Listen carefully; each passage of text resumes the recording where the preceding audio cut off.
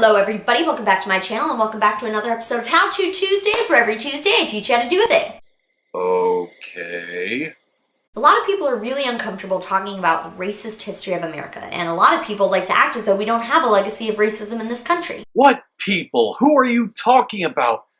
God, I get so annoyed when social justice warriors add such a thick amount of vagueness to every example they give. That's what DeRay McKesson said when he went on Stephen Colbert's late night show in mid-January, and he's totally right. White people especially, and I can't speak for all white people obviously, but a lot of white people get really uncomfortable talking about white privilege. Maybe it has something to do with the fact that they don't like being told that none of their achievements in life are genuine. Sometimes it reminds me of a friend I made when I was studying abroad while I was in college. She was German, I'm Jewish, and she was really afraid for me to find out that she was German because she was afraid I wouldn't like her anymore. She was afraid I was going to hold the Holocaust against her. She was embarrassed, I think, and a little ashamed because Germany took a pretty large part in a pretty dark time of history. Captain Obvious, your symbol is shining in the sky.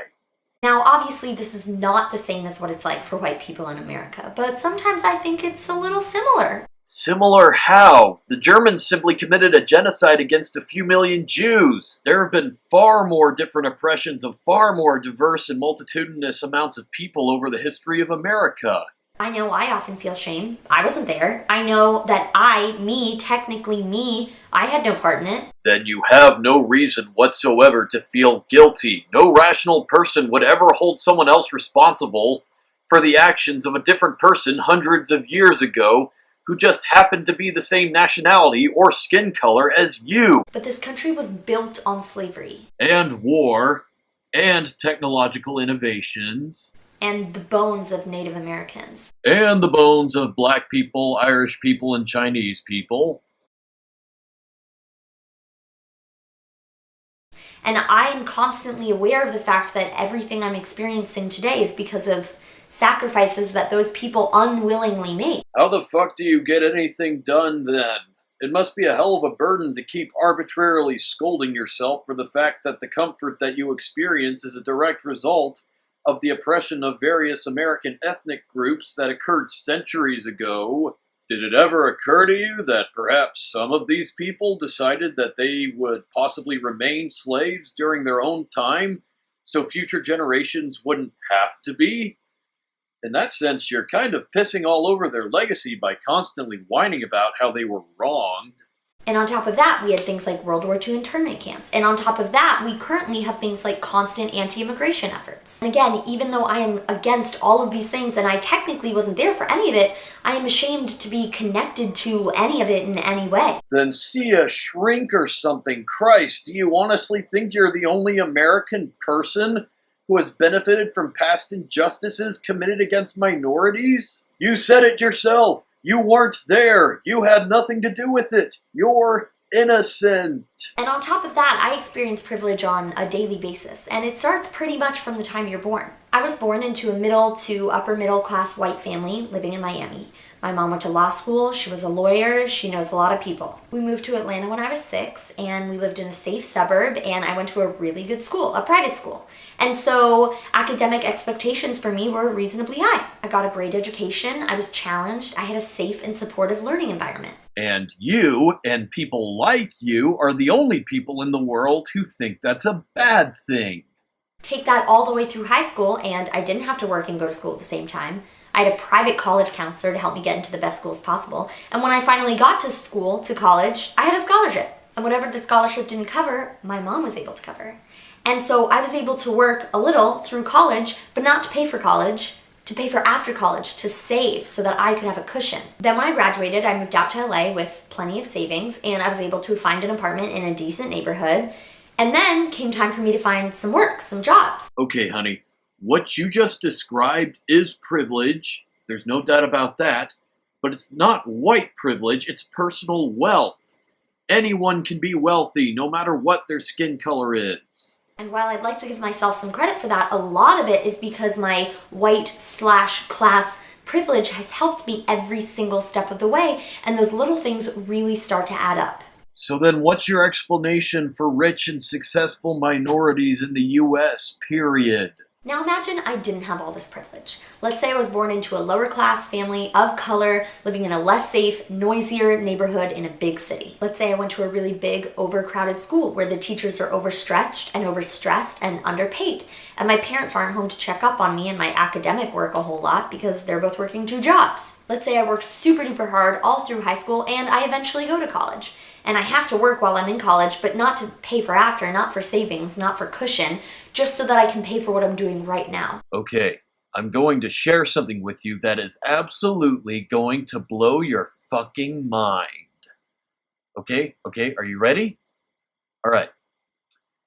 There are white people who go through the exact same predicament that you are currently describing. And I'll still have loans. After college, my parents don't know anyone who can get me an awesome paying internship or a job with a great starting salary, and I certainly can't afford to take an unpaid internship like all those kids whose parents pay their rent for them. Student loans and debt are not exclusive to minorities. And so I'm starting off at a disadvantage because I don't have that 1 or 2 or 3 lines on my resume that all the other kids graduating from college or who graduated from college a couple of years ago have. Yes, a lot of folks don't have super rich parents who can pull all manner of strings to get their kids into a decent job and have a nice place to stay. This is not indicative whatsoever of race. I've said this a dozen times now. I can't get a loan because I have no credit, and all these little things start to add up and up and up, and by the time I'm 30, I'll be so far behind those people who had all those things I didn't have. Now, obviously, every single person in America can't fit into one of these 2 scenarios. There are a ton of more scenarios out there. This is contradictory to your entire video. For minutes on end, you've been talking about how being white is synonymous with wealth and ease. But now you say there are dozens of other scenarios. Which is it? When people say that people of color have all the same opportunities that white people have, they're wrong. And your proof of this is what exactly? Because they started at a disadvantage because this country has a legacy of racism. Every country has a legacy of racism. And I really would like to say, considering how many rich and influential black people there are, it really looks like that legacy of racism that we have really sucks at its job. And it was built on the backs of slaves. I'm just going to assume that you're ignorant to the fact that there were black slave owners and the fact that Africans sold other Africans into slavery. And when people say that all lives matter, they're wrong. How does that even begin to make sense? Because white people are not getting shot by police nearly as often as black people. Absolute universal bullshit. So if you're watching this and you're white, just check your privilege. You hear that, white homeless people? Check your privilege. You hear that, white poor people? Check your privilege. You hear that, white murder victims, rape victims, POWs, dead soldiers, amputees, and cancer patients? Despite everything, you still have more privilege than the goddamn president. So check it.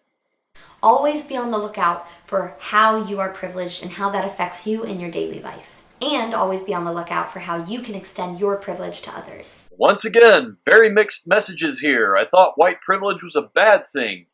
Is it no longer a bad thing when you use it to help others?